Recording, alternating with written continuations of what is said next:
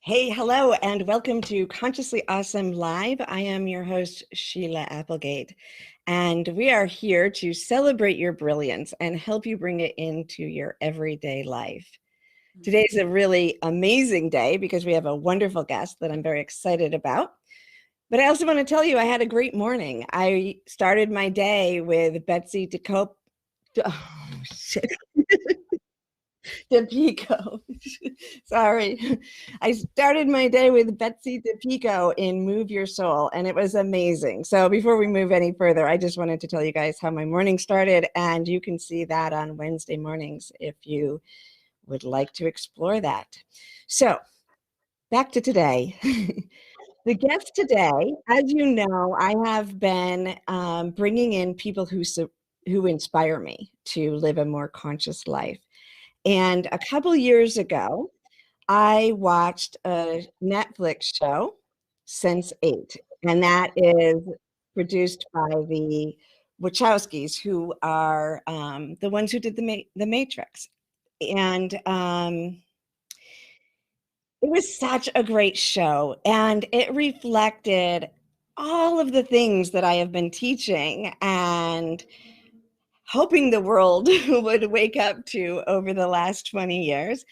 And I was so inspired because one of my main goals, I guess, in life has been to really normalize what our society typically calls unusual, right? The paranormal, but to bring that energy of the divine and our connection to the divine and to each other and oneness into everyday practical life.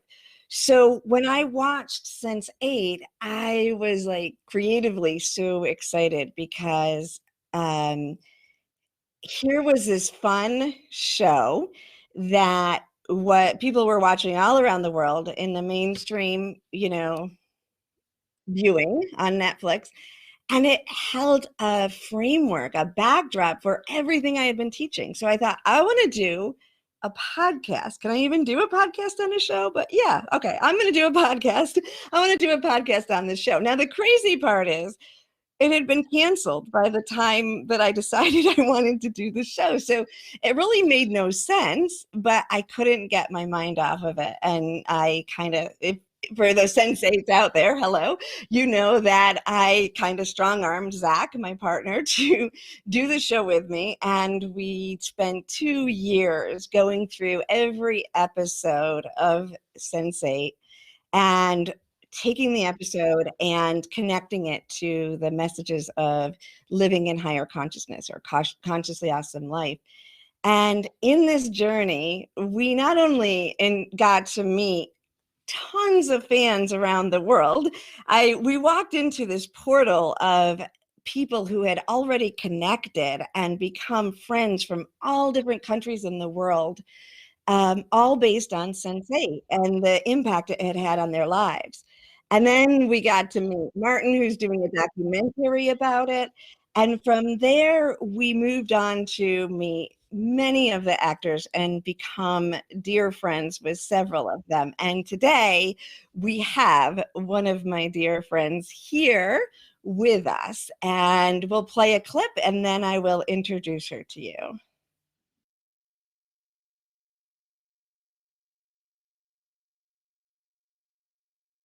You could be dead within 6 months. Jesus Christ, Mom. You understand now, Michael. You're going to need us.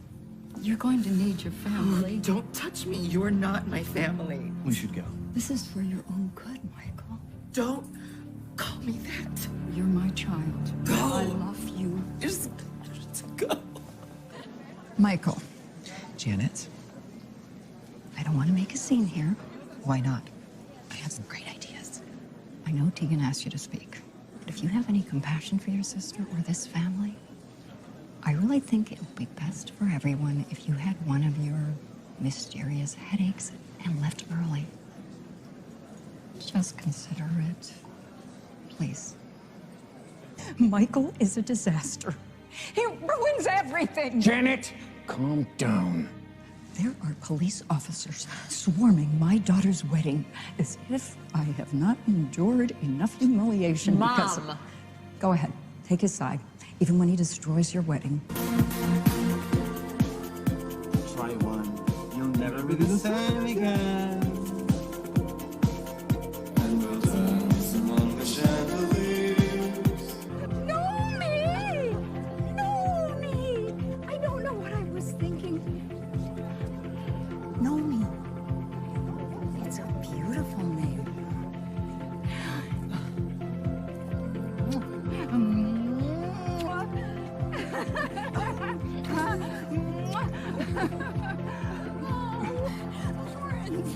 Why didn't we come to Paris until now?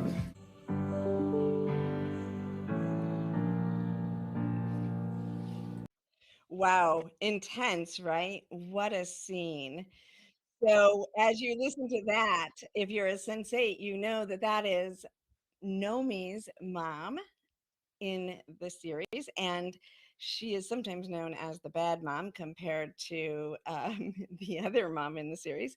But Sandra Fish, who played Nomi's mom in Sense8, is also a very talented actor who has been acting for over 40 years in film, TV, theaters, and living rooms.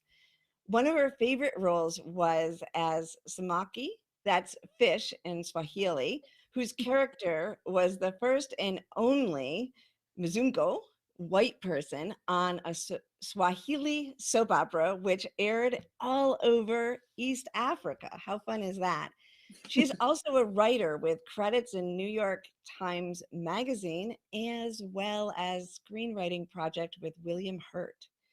Sandra wrote and frequently performs a 90-minute piece about holding her best friend's hand as she took her last breath. End of Life is a daily favorite musing of Sandra's. She is the co-chair of San Francisco End of Life Network and is co-founder of Humane Prison Hospice Project. Sandra has gone into San Quentin prison pre-COVID on and off for years, assisting and training the prisoners in end-of-life care. And currently, Sandra is living in her dream home, which is a very tiny cabin with an outdoor toilet and shower and the luxury of redwood trees just 20 yards away, where she meditates daily for 30 minutes at sunrise and 30 minutes at sunset. So it is my deep pleasure to welcome Sandra Fish. Hi, Sandra. Hey, you. Thank you for that. Boy, that was pretty awesome. Good to Well, be it is here. wonderful to have you here. Oh my goodness. So, you know what? It's about 1 year ago today, we were supposed to be together in San Francisco, and COVID shut us down. And so it's great to Exactly. actually see you here today. Yeah. You were coming for a reading of my Elizabeth piece too. I know, that's what I was thinking. Reading that down Yes. in Locke with the good mom was going to be there too. Right, Maximilian was going to be there in a really cool town in Locke, Yeah, right? very cool. Yeah. I haven't been there yet, but we will do that. We will. We're all vaccinated in a few weeks. That's so. right. I have one more to go. Right, a few more weeks, and we'll all five of us, and who knows, maybe all of Locke, because it's a very tiny town. Yes, exactly. So, Sandra, how was your morning in the redwood trees? My morning was really good. I love the morning, and I get up at 5 generally, and I didn't go in. I haven't been going into the trees in the mornings because it's freaking freezing here. And I used to like make a warm heater thing, a heating pad, and sit on it. There's like, I've made a rule. If it's under 40 degrees, I'm not going out. There you go. So I sit by the window and look at the trees out there and meditate with them. So that was lovely. It always is. It always is. I've been sitting with trees. I've been meditating for 40 years, over 40 years, but I've been meditating with the trees for 2 years. I started in December 2018, redwood trees where I used to live, and then here. So, and there's another tree near the cabin other cabin where I live that we showed you, Steep Ravine Cabin by the sea. Well, you know what? You didn't have much indoor plumbing at your last place. Well, you at least had a Actually, tub outside, a beautiful tub did. outside. I did. Yeah. Oh, my last place. Yes, that's right. I had a bathtub outside, and the toilet was in the kitchen. I have very odd places. I have priorities, and not having a lot of money. But my priorities are pretty firm. I need beauty, privacy, and quiet. And Those are the nature, I main. would say. Yeah, and that's the Nature. beauty. Redwood Yeah, trees, right? the nature, the trees are key. So, and it has to be basically free. I mean, it has to be really, I mean, this was a godsend, this place. So, yeah. And the cabin by the sea, I worked for the state park. So I bartered it and cleaned the cabins. Right. I was And at that that one had too. no Yeah. electricity. And I was in that cabin when I did an audition interview with the main casting director for Sense8. I was living in that cabin, and Carmen Cuba, who did the casting, and Lana and Lily insisted on meeting the cast before they did the final casting, because they wanted to make sure they would be able to work with them as human beings, and that they were on board with all this. And since I was such the bitch in the audition, they wanted to make sure I wasn't that person. That's what the casting director said. They want to make sure you're not really Janet. I'm an actor. You're not Janet. You're So alter ego. anyway, that was a fun. Oh, it was crazy. I mean, I had to buy a new laptop to make that happen. That interview in that cabin. So. Yeah, I love my mornings. I did my boho beautiful, did some yoga, did my journaling. I do journaling every morning. Have my espresso, have that every morning. Your Or coffee, right? Yep.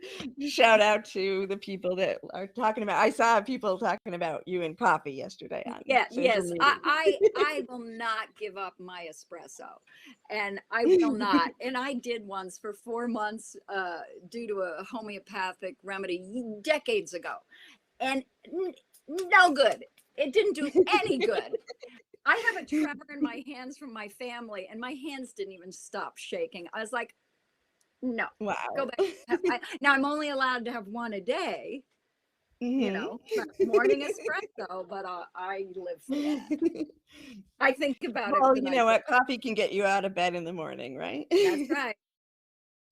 I got the espresso pot on my hot plate, ready to go. That's awesome. So yeah, it was So I wore my Live Sensate shirt for you in honor of you today. I love that. And I agree with you. The Sense8, and I want to say this to the Sense8 fans. They're the sweetest, most real people. They care. I mean, I could weep almost. It truly is about the connection. That we really are connected, and I believe that completely. And also, I want to read a quote. I did think of this because I saw something on your site that was about becoming yourself, and I think part of Sensei is addresses that is be you, and my whole life has been that. It's like, please just be yourself. You be you, I'll be me. We'll see if, please be true to yourself. Please find out who that is. And I was teaching actually in Rikers prison back in 2000. And there was a group of guys in there, and they were graduating from I forget what the class was. Well, anyway, I taught employment. So when they got out, they would know how to do it. But there was a quote, and I think this is from Nicholas Rourke, but I'm not sure. But it says, when you die and go to heaven, our maker is not going to ask, why didn't you discover the cure for such and such? Why didn't you become the Messiah? The only question we will be asked in that precious moment will be, why didn't you become you? Wow, that is beautiful. I love that. Yeah. I so love people, and I in fact was having a conversation. Look, I'm weeping. I was having a conversation with a friend yesterday, and I had one with my sister. about this, and she said something really good to me that I needed to hear. But I love myself, and I get really sad when I hear people say they don't love themselves. And I had a friend who said that she was in this group counseling. She goes, not one person in the circle could say they love themselves. And and especially when I love the person who's saying that, I'm like, oh, Right. how can you not love yourself? I love you. And then my sister, we were having this conversation like just a few days ago, and she goes, you're really lucky. She goes, that's a gift. She said most people struggle with that and aren't feeling that. And I thought, whew, so I just ask everyone, love yourself. Find ways to love yourself. I mean, forgive me. It's not like I don't get annoyed at myself, angry at myself, disgusted with myself, but then I fall in love with myself all over again. And you can love yourself and not like yourself all the time, right? Because I've done that. I've even said, I can picture myself saying to Zac, I don't know if I like myself today. Oh, when I dealt with my shit, when I was dealing, when you deal with your stuff, I'm like, ugh. Right? But that knowing, and then you work through it. Yeah, I think it's really important that you brought this up as you were talking about all the amazing connections of people, because since I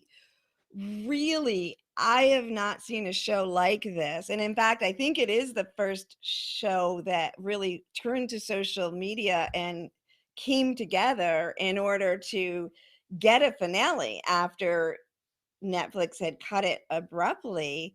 And so that's a really wonderful thing. But to me, it's a show that I was blown away when I got on social media to promote this podcast I was going to do. And I went into this world of people together supporting each other, and still to now, deep friendships coming from it. But I think it ties into what you're saying, because I do think that one of the things that stops people from loving themselves or feeling like they don't love themselves is trying to fit into a world that doesn't make sense to them.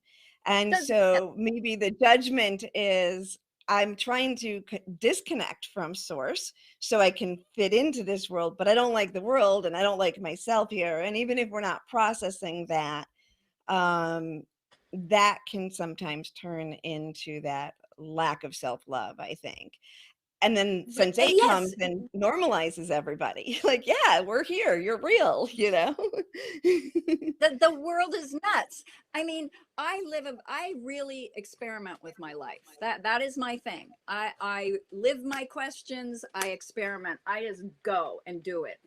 And when people question me sometimes, like, aren't you scared, or what are you doing? Or I say, if everyone were happy and the world were running in this lovely, lovely way, I would do what they're doing. But I look at it and go, this is so crazy. I'm gonna create my own culture. I'm going to live. I'm going to try something different, in other words, and not go that route. And I'm very optimistic, and I do see the world becoming more aware, and acknowledging that we're all different and we're all the same. That's really what I see. It's like, I'm more into the unity, and I find our similarities amazing. Diversity. Yes, there's diversity, but our humanness is extraordinary. The way we're connected and the same, and it's a wacky world for sure. So if someone, and if you're raised in a family maybe that conforms, and your gut is going, I mean, how many of my friends go, I felt I was born into the wrong family. I felt like, why am I here? Who are these people? And if your gut is saying, I'm not tracking with this, then you probably do turn it on yourself, like something's wrong with me, because Right. I don't feel comfortable in this. And Right, and that can happen in early childhood. So by the time you're an yes, adult, you don't remember why you don't feel that love. yes. And then you Right. don't, and then by the time you're following this crazy social pressure or Mhm. whatever, you're not happy. I want to be happy and free. I went to an insane shrink once. She was a psychic and she had brain damage, and why I listened to her ever. But one of the things I said to her, I go, I was kind of happier before. And she goes, happy? Oh, you want to be happy? I was like, Yes. yeah.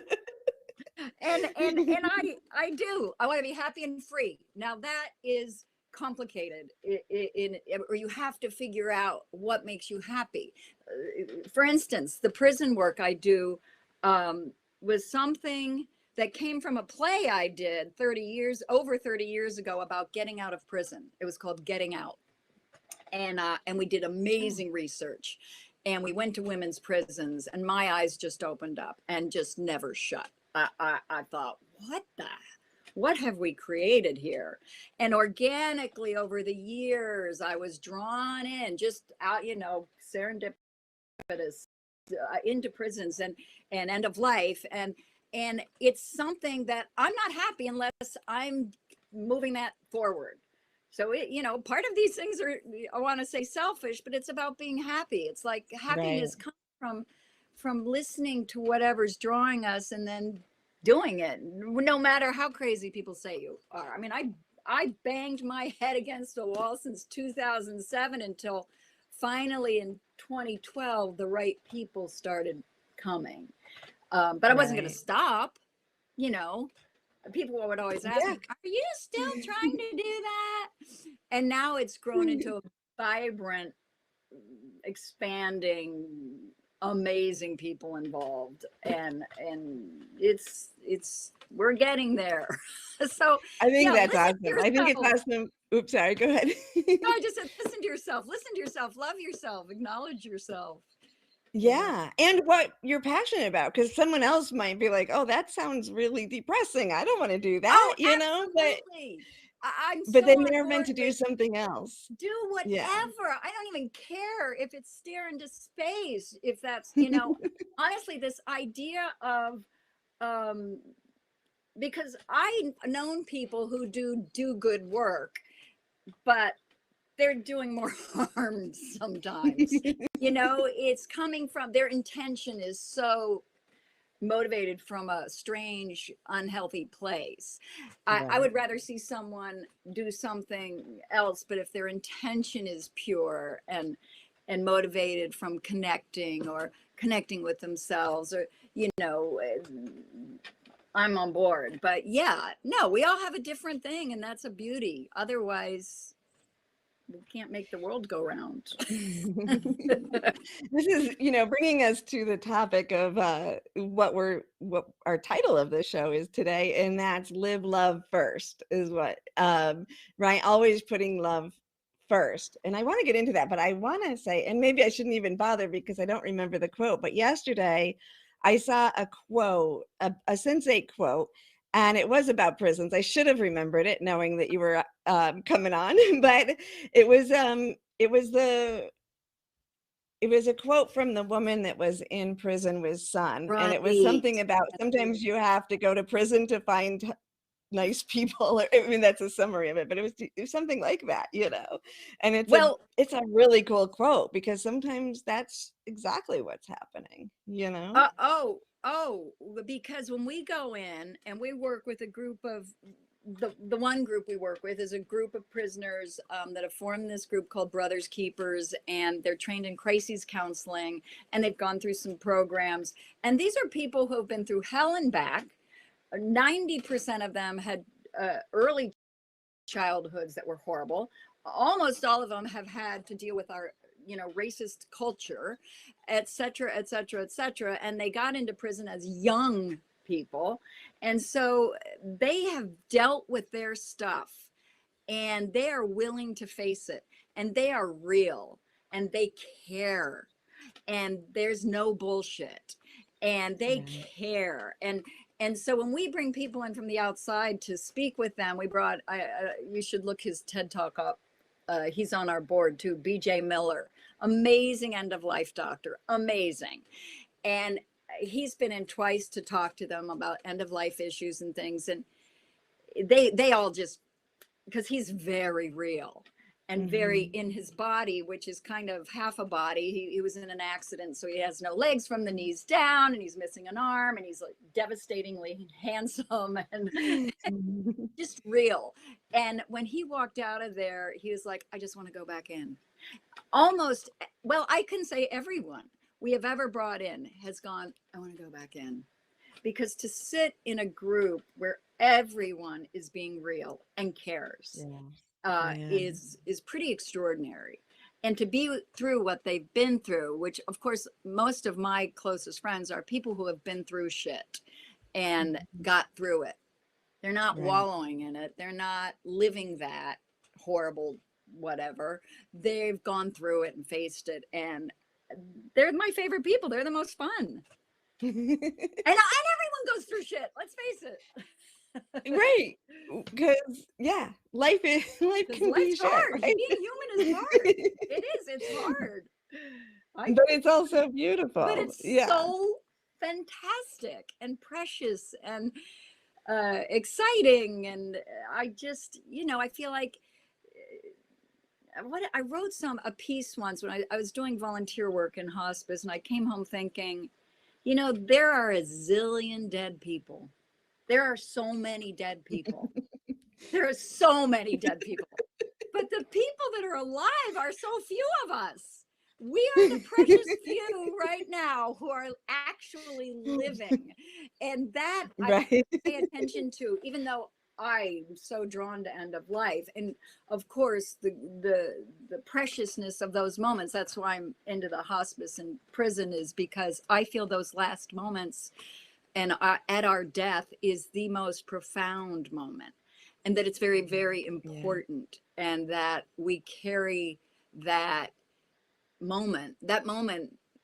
So, and of course I'm thinking of you and your mom. I'm sorry to bring that up, but I've thought about her this morning too, and thought, it's your mom, and it's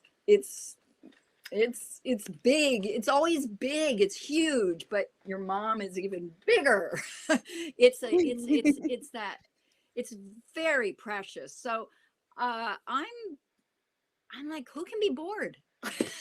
There's so much to engage with, but you have I think the boredom comes from when we try to fit into the suppressed world, or you said the dead people, like the zombie energy, right? Instead of feeling like we can go out of the box and live differently, which you've been brilliant at doing. Well, I don't know about brilliant, but I'm doing it. I think it does. You made it to this age, 45, and you're still doing it. So 45, I'm 65. Yeah, I know. But you look 45. You look 45. I feel 25. It's very scary. I feel 14. But and when I said dead people, I meant the actual dead people. Well, those too. I saw them, but I also saw the ones that are walking around. That's right. And the wisest counselor and teacher, he's dead now, Father Tolliver. He was an ex-Episcopalian priest, and I counseled with him.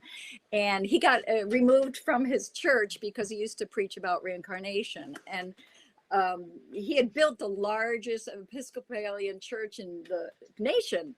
And they said, you know what, you need to go. You can't talk about reincarnation.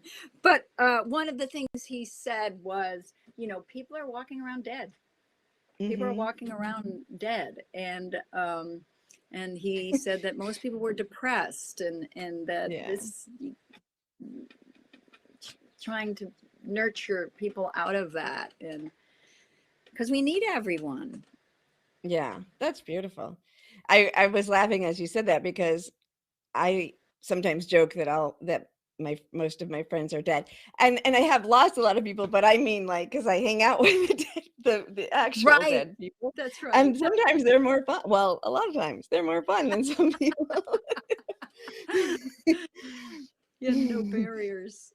Right. So let's hear some ways, when you think of living love first, some of the choices that you've made in life. Because, we're talking about this sort of generally like, oh, everybody should live like us, take that risk. Well, I always say, But it's not always I'm not easy to saying do. you should live like me. You find your Right. way to be happy. But yeah, I think a big piece of it is to not, and this is something Father Dolliver also said to me, and I took it to heart.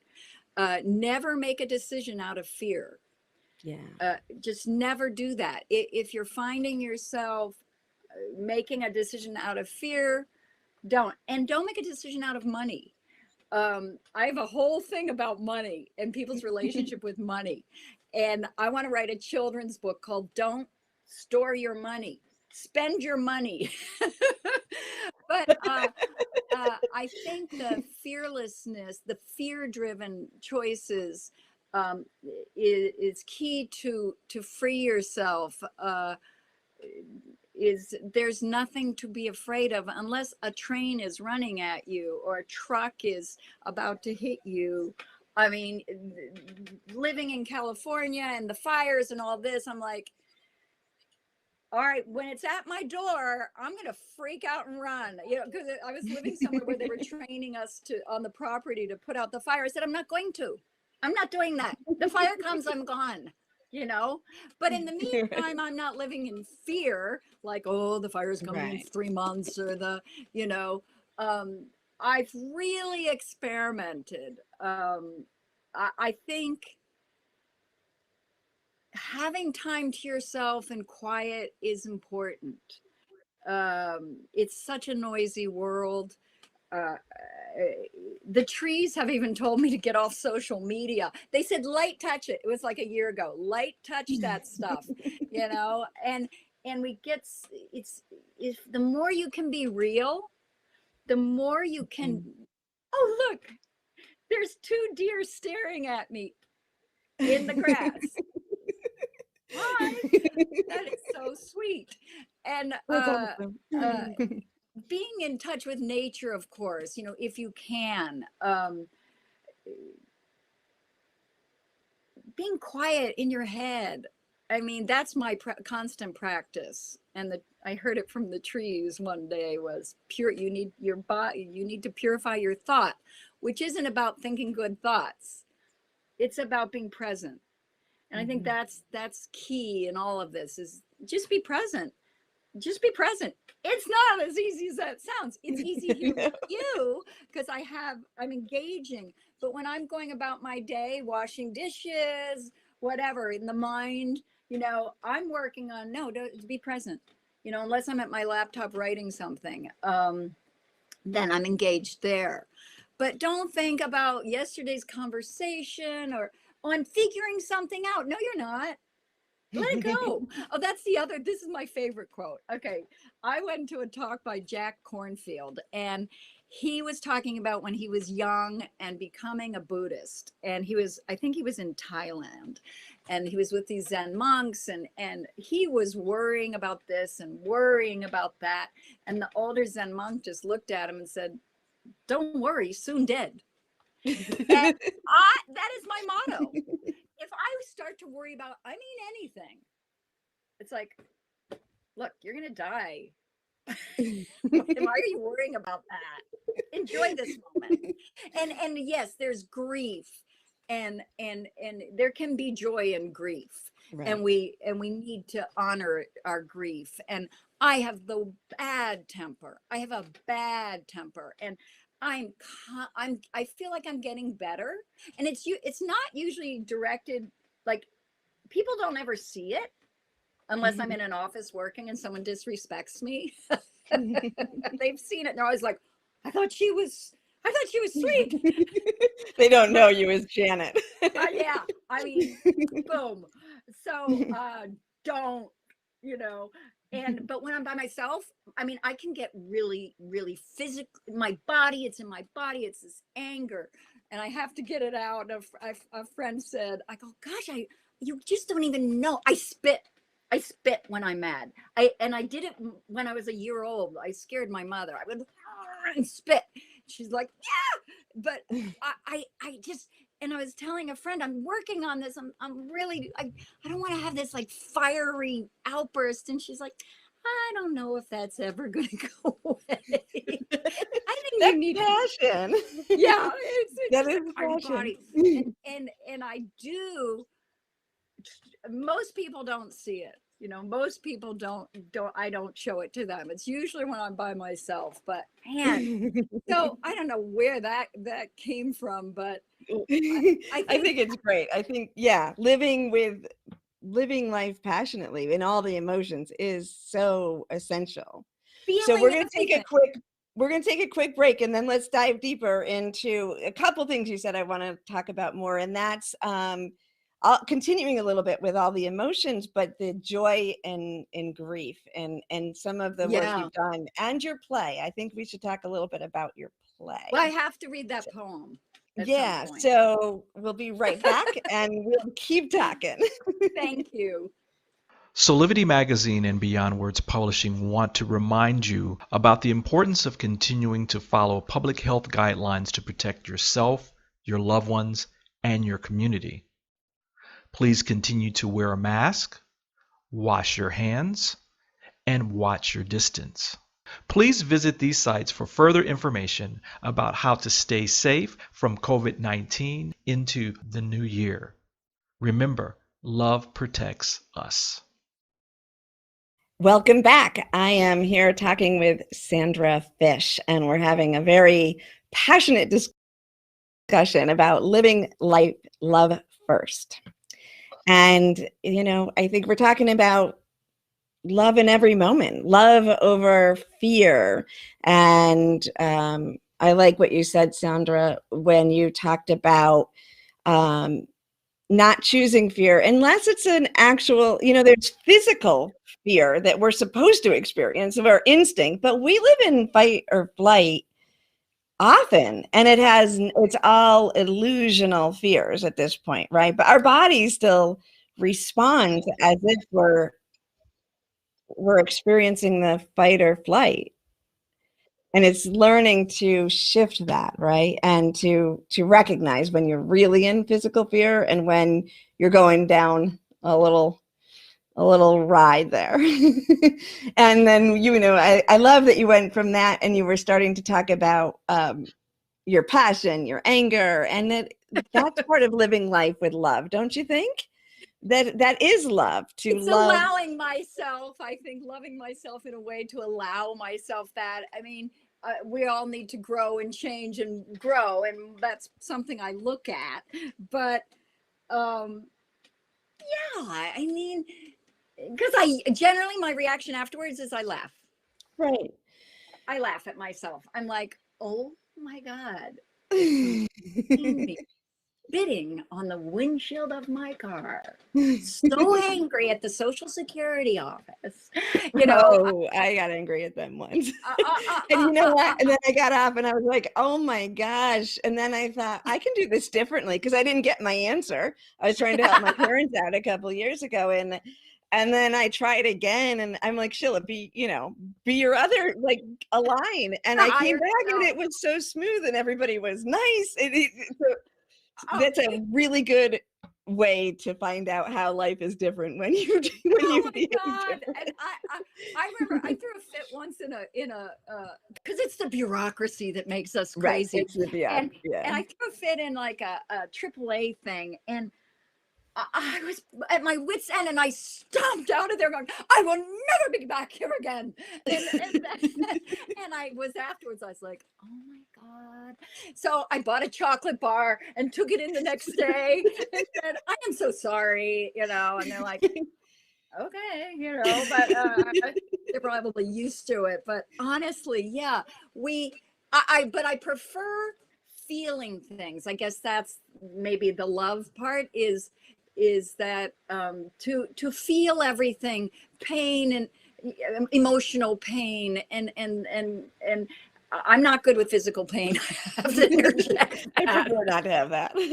Not good. I want morphine if I'm in pain, but not good with physical pain. But all the other feelings as a human being, I want to feel as difficult and awkward. BJ Miller will often say, "Oh, I love the awkward moment," because a lot of people meet him and they don't see that he's missing his legs and his arm or whatever, because he presents like this, and they're like, this awkwardness where he's like, "Oh yeah, it was an accident when I was, in college," and but to feel everything and to allow people to feel what they feel and just be there for them and because it will pass. I mean, some of our feelings that are uncomfortable feel like they will never end, and they won't if we keep going back to that moment of when we are mad at that person or hurt by that person, and you keep bringing the past back. I mean, we have to probably process that, but it's like at a certain point we must let the destructive things go and be present. And often, because I live on the edge financially, and I'm in with the way I live, and every now and then, because friends will be like, "Oh, I only have enough saved till I'm 80." I'm like, I'm getting through the month, and I will sit and I always tell myself I can change at any time. If I want to go into the workforce and work 40 hours a week at some job I don't like, and I can do that. If I'm going to be on the street or whatever, because I'm mentally capable and I'm pretty emotionally capable. So I will sit and meditate and I'll be like, roof, food, not in debt. I'm good. I'm definitely the moment, the day. Now I'm not, I'm not irresponsible. I see that, no, if right now, in fact, right now I'm fat, I could live till September, if the world more money came in. So I'm like, till you're 80? What? Never mind. I'm on such a different play than most people around that. But being present, and I think we're going into the end of life and people dying that we love and grieving and honoring it, and allowing it, and in whatever way. Everyone's different, the way they grieve, how long they grieve, and time means nothing. And I remember my mother's love of her life, my stepdad. He died very young. He was 48, and she was beyond devastated, and she was busy. She's going to be busy. She's going to be busy. She goes, grief can't catch a moving target. And then she said, grief waits.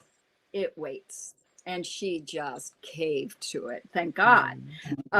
So it's to be honored, and it's such a part of being human. It's such a mystery. We can't know where everyone goes or what happens. I mean, I feel very strongly no one goes anywhere. And it's just another human. It's just another thing that unifies us. And we need each other. We do need each other. I'm a very much I love my solitude, but I also am well aware, especially after this year, how much I need that hugs and my humans. I need them.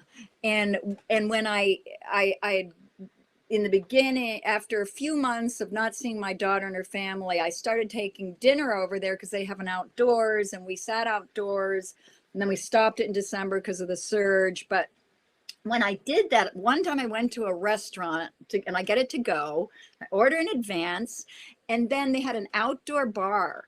And I thought, I'm going to sit outside, because they had all the plastic shields and everyone's in masks. And I thought, I'm going to sit outside and have a beer while I wait. And the sound of the people talking, I didn't know how much I missed them. I didn't know what they were saying.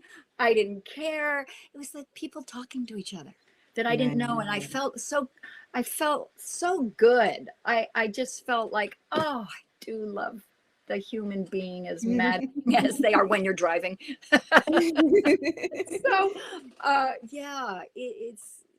I think this year has really given us an opportunity to remember what we love about being human Yes. and what we don't like, Yeah. to really discern that, to sit Yes. back and notice it for people who don't usually, who don't live on the edge financially because they're following their passion like we've done, and who are playing by all the rules and don't maybe stop to think about what the connection is to each other, beyond the physical, beyond the mundane.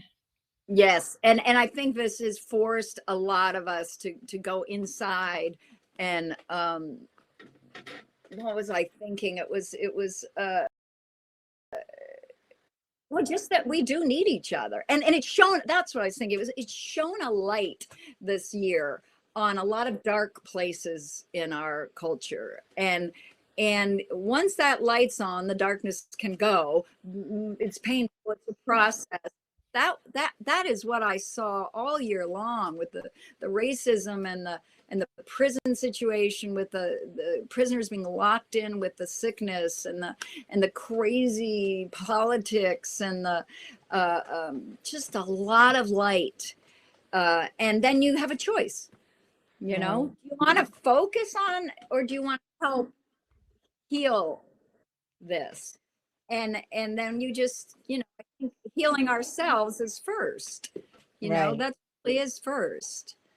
So As you're talking, I'm getting flashes of Sense8, right? Because, that kind of set the stage for us to move through this year, because it really does look at the dark side of life. It looks at and it addresses it globally, which I think we really I remember love with the this. globally. Yes, Yeah. global. Yes.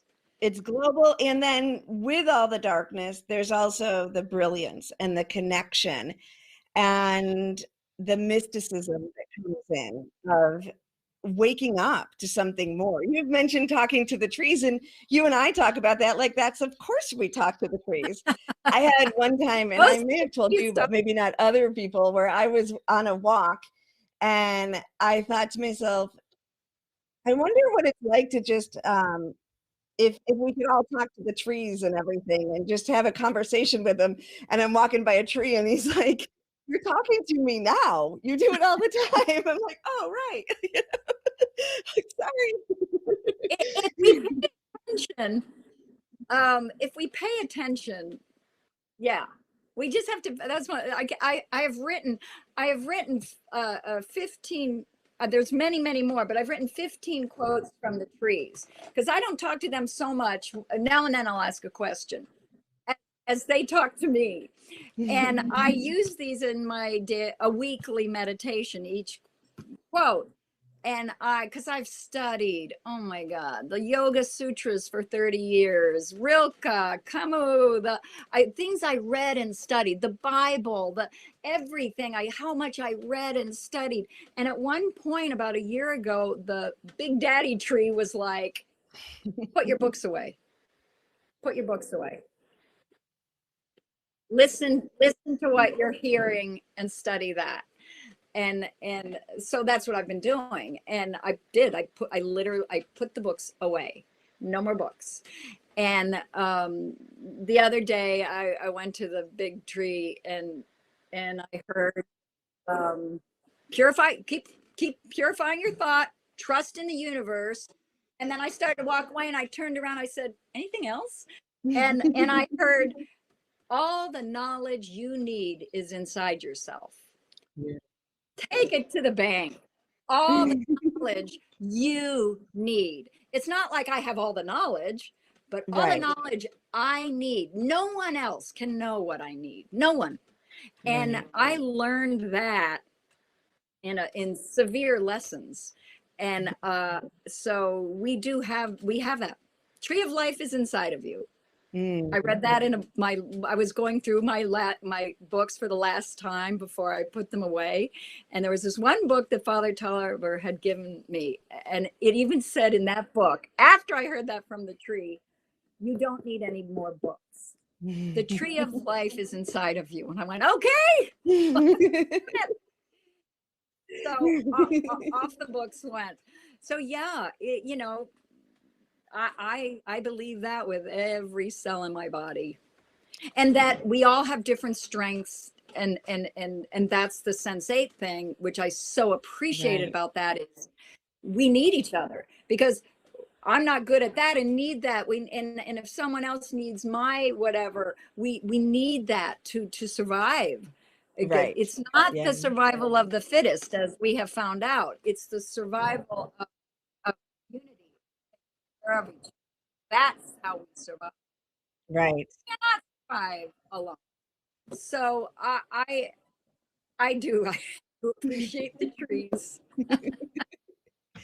And you know, whether you're talking to the trees or you're connecting to your loved ones who've crossed over, just opening your heart and maybe your imagination. In Sense8, they didn't know what was happening. They had to figure it out, but they were willing to figure it out. I'm hearing something. I'm sorry. Are you? Yeah. No. All right. Go. Can you focus? So in Sense8, they didn't know what was going on. They were just allowing it to be, and they were opening themselves up to experience that. And I think that's a key lesson for us, you know? Oh yeah. It's just that willingness to do that. Yeah. Yeah. And just, and allow it. And you know, after years and years and years of getting information from odd places, like people who have died and all of that, I gave up arguing with them. Like, all right, I hear it. I'm going to do that because it's always right. I mean, the trees have never been wrong. Never. So, yeah, opening ourselves up and allowing, experimenting, you know, experiment. Right. Yeah. Soon dead. That letting it just happen, it just made me think my Two Feathers, who you now know in spirit, but Two Feathers will decide what he wants me to wear sometimes, and he will, if I'm going to put something on, it's usually at an event or something, but if I go to wear something and he doesn't want me to, it will be gone. I can go and look everywhere for it, and then I'll give in. It's like being in Sense8. I think that's why I resonated, right? And then I'll come back after I've worn what he wants me to wear. I'll come back and it's sitting right in my closet, right where it's supposed to be. I know this. Yes.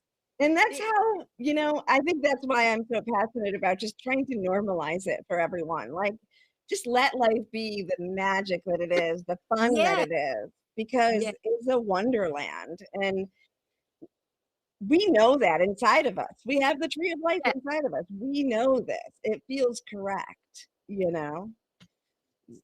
Beautiful. Yeah, it's magic. Before we end, I know you wanted to talk a little bit about your show. Yes. And let's tell us a little bit. Should I do that and read the poem? May I do that? Yeah. Yeah. Okay. And is this feedback I'm hearing? What is that? Is it so I should ignore Brian, can you? It's gotten pretty bad for us. Can you hear us? Yeah. And I think we're like yelling at each other. No problem. I mean, if it's fine. It won't be on it, but it's trying to focus, right? So shall I? Yeah. If you want it, we'll just keep going. Okay, go. Yeah. So I started getting into the end of life work, and I've always been interested my whole life in we're going to die. Who cannot be curious about this? It's a fact. I mean, really, this is one of the things you can't argue with. And I've been interested. Well, when my dear friend, my best friend, and she got very sick with cancer, and she did not want to die. She was 42 years old, and so she would call. She knew I was interested, and she was dying, and I would go and visit her and help out, and blah blah blah. But so I wrote. So after she died, and I got to be there and hold her hand in her last breath, and it was opened up the world for me, and I was euphoric until I was sobbing the next day. Right. I wrote this piece about it, and so that is the piece I have gone and read all over the place. And it's I read it once in Nairobi in a bookstore in Kenya. And I thought, oh, it's too American, and I was nervous. It was an international group. And there was an African man dressed up in a suit, like sitting 2 feet in front of me. And he's just watching me. And I'm giving the piece. And I'm thinking, oh, I'm boring him. This is a nightmare. And then he goes for intermission and he comes back, sits there. I'm like, oh, I'm torturing him. And he came up to me afterwards and he said, you told my story. How did you know? Oh, wow. And so that has been something for me, because what I have found is it's the piece. I think if you're honest, it's universal. Mm-hmm. I do or say anything that's honest, it's universal. Right. On Yeah. some level. Well, Sandy, it has been a delight to have you here today, and I just adore talking consciousness with you. Likewise. Thank you for the opportunity to just blab. Oh my gosh, that's wonderful. So, and I'm sure we'll have you on again someday. We do have one of your other cast members coming up in a few weeks. We're going to have Paul Ebola. Oh, nice. Yes, nice. Jella, for all the people who don't know everybody by actor name, right? Right. Yeah, and he's in Nairobi, so that's going to be a joy. And he's taken the Consciously Awesome program. So we have a sensei who is also consciously awesome. So we're going to do that in a couple of weeks. Is he from Nairobi? Is he a Kenyan? Yeah. Oh my God. So fabulous. I mean, I lived there for 2 years. I know. I can't believe you guys didn't talk about that. Well, I didn't see him, but I did speak with, a beautiful woman. What is her name? Anyway, we were in the hallway of the hotel, and it was during the the finale. And I said, habari yako? And she's like, and she was from Nairobi. So we had a nice exchange. Oh, that's fun. Good. Oh, how Really wonderful. Awesome. Oh, I love you. Thank you. Well, thank you, Sandy, for being here. And for all of you, again, tune in next week on Wednesday at 1 for more consciousness. And I also want to encourage you to watch on Thursdays our other show, which is Higher Health Now. I think that's a great show. There are so many great shows here on Solivity Live TV or Solivity TV. And I just hope you'll explore the rest of them, because if you're interested in Sense8, you're interested in this, you're interested in so many of them. So join in and check other things out. A great shout out and thank you to Brian. He's an amazing producer and creator of Solivity. So that's awesome. And everyone have an amazing week.